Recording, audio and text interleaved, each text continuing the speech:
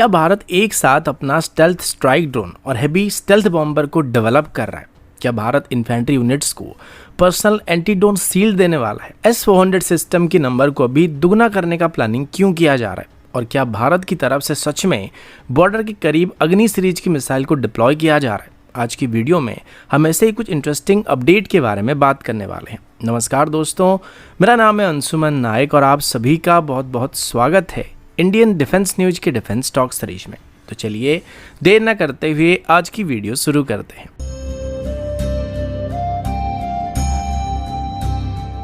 आज की पहली अपडेट भारत के स्टेल्थ यूसीएवी प्रोग्राम को लेकर है।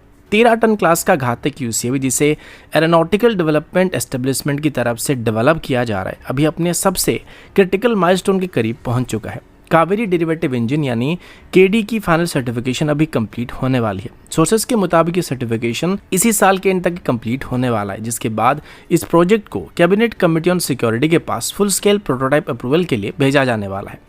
घातक सिर्फ एक अनमेंड एयरक्राफ्ट नहीं होने वाला है, बल्कि एक डीप स्ट्राइक स्टेल्थ प्लेटफॉर्म होने वाला है जो कि हेवीली डिफेंडेड एयर स्पेस में पेनिट्रेट करने में सक्षम होने वाला है। इसका वेट और परफॉर्मेंस क्लास रफली तेजस मार्क 1 के बराबर होने वाली, लेकिन खास बात यह कि इसमें पायलट नहीं होने वाला, जिस वजह से इसको हाई रिस्क मिशन में इस्तेमाल किया जा सकता है।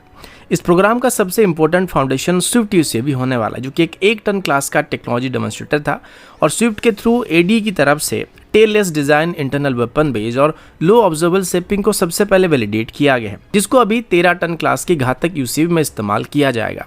लेकिन अभी मिली रिपोर्ट्स के मुताबिक एडी की तरफ से अभी सिर्फ बेसलाइन घातक पर ही फोकस नहीं किया जा रहा है, बल्कि इंटरनली अभी एक और बड़े साइज की यूसीएवी कॉन्सेप्ट के ऊपर भी काम किया जा रहा है, जिसका वेट लगभग 22 टन से लेकर 24 टन के आसपास होने वाला है। ये फ्यूचर वेरिएंट लॉयल विंगमैन्स और हेवी स्ट्राइक ड्रोन दोनों के रोल में ऑपरेट कर सकता है और इसमें एमका की मार्क 2 के लिए डिजाइन किए जा रहे हाई थ्रस्ट इंजन का इस्तेमाल किया जाने वाला है, जिससे थ्रस्ट वेक्टरिंग और हाई परफॉर्मेंस मार्जिन दोनों मिलने वाला है।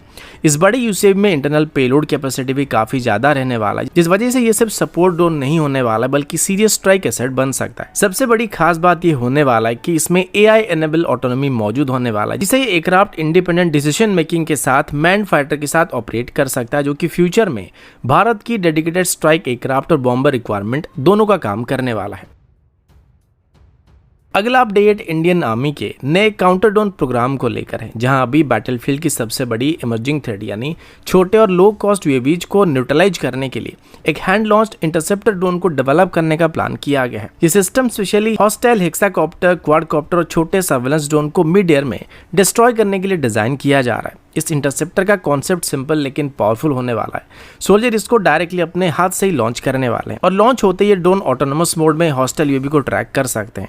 ट्रेडिशनल काउंटर ड्रोन सिस्टम जहां जैमिंग और ग्राउंड बेस गन के ऊपर डिपेंड करते हैं, वहीं ये सिस्टम एक काइनेटिक हार्ड किल अप्रोच को फॉलो करने वाला, यानी ये टारगेट ड्रोन के साथ डायरेक्टली इंपैक्ट करने वाला और उसको डिस्ट्रॉय करने वाला है। इसमें इंटीग्रेटेड प्रॉक्सिमिटी सेंसर और ट्रैकिंग कैपेबिलिटी भी होने वाली, जिससे क्लटर्ड एयर स्पेस के अंदर भी दुश्मन की ड्रोन को एक्यूरेटली डिटेक्ट और ट्रैक किया जा सकेगा। जब इंटरसेप्टर क्लोज रेंज में जाके पहुंचता है तब ये कंट्रोल कोलिजन परफॉर्म करता है। हैंड लॉन्च डिजाइन इस सिस्टम की सबसे बड़ी खास बात होने वाली है, जिस वजह से frontline infantry unit, special force unit और बॉर्डर पर डिप्लॉय ट्रूप बिना किसी बल्कि लॉन्चर या व्हीकल सपोर्ट के इसका इस्तेमाल कर सकते हैं। ये स्मॉल यूनिट्स को एक इंस्टेंट एयर डिफेंस लेयर को प्रोवाइड करने वाला है, खास करके उन एरिया में जहां लॉटरिंग मुनिशन या ग्रेनेड ड्रॉपिंग क्वाडकॉप्टर का थ्रेट बना रहता है। रिसेंट ग्लोबल कॉन्फ्लिक्ट में ये बात अभी पता चला कि कमर्शियल स्टाइल ड्रोन को भी अभी रिकॉनेंस से लेकर डायरेक्ट अटैक तक हर रोल में इस्तेमाल किया जा रहा है। इसी एक्सपीरियंस के बेस पर अभी इंडियन आर्मी की तरफ से अपने short range air defence doctrine को अपग्रेड किया जा रहा है। ये इंटरसेप्टर ड्रोन एक लार्ज काउंटर ड्रोन इकोसिस्टम का भी पार्ट बनने वाले हैं, जिसमें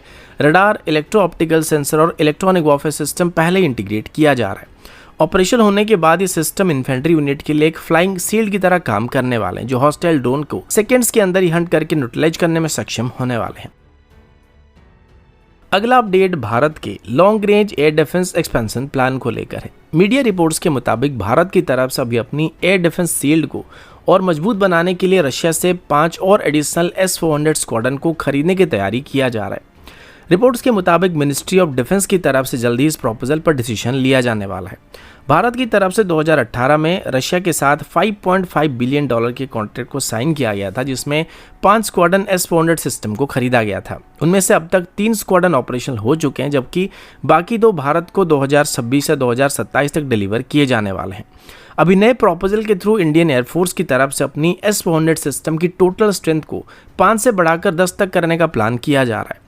इस डिसीजन के पीछे सबसे बड़ा फैक्टर ऑपरेशन सिंदूर के एक्सपीरियंस को माना जा रहा है। 2025 के इस ऑपरेशन के दौरान S-400 सिस्टम ने रिपोर्टेडली 300 किलोमीटर से भी ज़्यादा की रेंज पर पाकिस्तानी फाइटर एयरक्राफ्ट और एक हाई वैल्यू सर्वेलेंस प्लेटफॉर्म को इंटरसेप्ट किया था। ये इंटरसेप्शन मॉडर्न मिलिट्री हिस्ट्री का सबसे लॉन्ग रेंज किल में से एक माना जा रहा है। इसके अलावा अभी मॉडर्न वॉरफेयर में सिर्फ बेहतर एयर डिफेंस सिस्टम होना ही काफ़ी नहीं होने वाला है, बल्कि लार्ज स्केल अटैक को डिफीट करने के लिए इनका नंबर भी उतना ही ज़्यादा मायने रखने वाला है। स्ट्रेटेजिकली देखा जाए तो एडिशनल स्क्वाड्रन को ईस्टर्न और वेस्टर्न सेक्टर दोनों सेक्टर में डिप्लॉय करने का प्लान किया जा रहा है। ईस्टर्न फ्रंट के ऊपर मेन फोकस चाइना के खिलाफ लाइन ऑफ एक्चुअल कंट्रोल के ऊपर रहने वाली है, जबकि वेस्टर्न फ्रंट पाकिस्तान से आने वाले एरियल थ्रेट को काउंटर करने के लिए डिप्लॉय किया जाएगा। मल्टी लेयर्ड रडार नेटवर्क और डिफरेंट रेंज के इंटरसेप्टर मिसाइल होने की वजह से S-400 सिस्टम अकेले एक लेयर डिफेंसिव एनवेलप को क्रिएट करता है, जो सैचुरेशन अटैक और कॉम्प्लेक्स एरियल सिनारियो में काफ़ी इफेक्टिव रहने वाली है। कुल मिलाकर अगर ये प्रपोजल अप्रूव होता है तो भारत का long range air defence architecture significantly expand होने वाला है।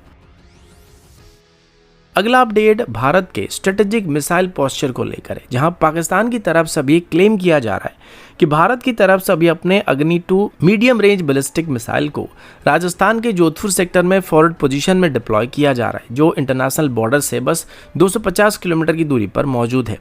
अग्नि 2 एक 2 stage solid fuel ballistic missile है, जिसको DRDO की तरफ से डेवलप किया गया है।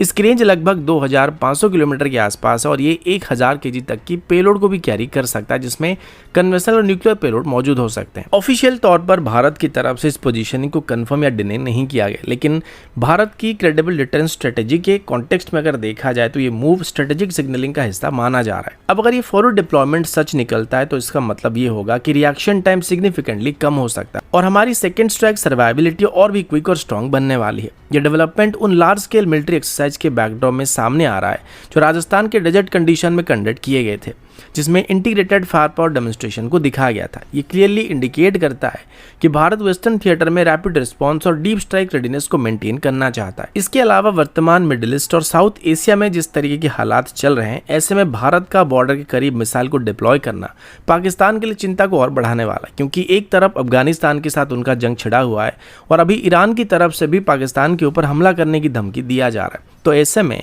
अगर भारत बॉर्डर के करीब अपनी मिसाइल को डिप्लॉय करता है तो ये पाकिस्तान की चिंता को और भी बढ़ाने वाली है। स्ट्रेटेजिकली देखा जाए तो साउथ एशिया में मिसाइल डिप्लॉयमेंट अक्सर सिग्नलिंग टूल की तरह काम करते हैं। Bharat officially no first use doctrine को फॉलो करता है, लेकिन क्रेडिबल मिनिमम डिस्टेंस को मेंटेन करने के लिए मोबिलिटी भी काफ़ी ज़रूरी होने वाला है, क्योंकि इन मिसाइल्स को एकदम से लॉन्च नहीं किया जा सकता है। इस वजह से पहले से ही भारत की तरफ से इनको रेडी टू डिप्लॉय कंडीशन में पोजीशन किया जा रहा है, जिससे शॉर्ट नोटिस में इनको लॉन्च करना संभव होने वाला है।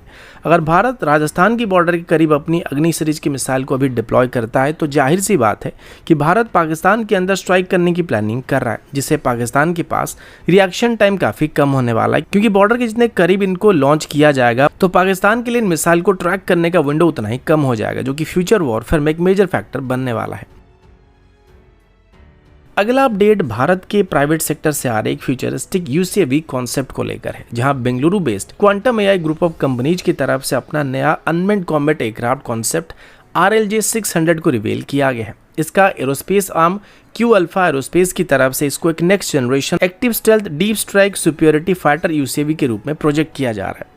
RLJ 600 को medium range swarm capable stealth platform के रूप में डिजाइन किया जा रहा है। रिपोर्टेड स्पेसिफिकेशन के मुताबिक इसका लेंथ लगभग 22 मीटर और विंग स्पैन करीब 14.8 मीटर के आसपास होने वाली है। इसमें कंपनी की तरफ से डिजाइन किए गए HTJ 160 इंजन का इस्तेमाल किया जाने वाला है, जो कि इसको मार्क 2.6 तक की रफ्तार देने वाला है। इसका कॉम्बैट रेडियस भी लगभग 4800 किलोमीटर के आसपास होने वाला है, जिससे ये डीप स्ट्राइक मिशन के लिए सुइटेबल माना जा रहा है। सबसे खास बात जो हाईलाइट किया जा रहा है वो एक्टिव स्टेल्थ टेक्नोलॉजी होने वाली है। ट्रेडिशनल स्टेल्थ एयरक्राफ्ट जहां सेपिंग और रडार ऑब्जर्विंग मेटल का इस्तेमाल करते हैं, वहीं पर यहां पर एक क्लेम किया जा रहा है कि ये सिस्टम डायनेमिकली मल्टीपल रडार को काउंटर करने के लिए डिजाइन किया गया और ये रियल टाइम में अपनी RCS को एडजस्ट कर सकता है। हालांकि ग्लोबली इस स्केल पर एक्टिव स्टेल्थ की ऑपरेशनल एग्जाम्पल बहुत ही लिमिटेड है और इसी वजह से क्लेम अभी वैलिडेशन फेज का वेट करने वाला है।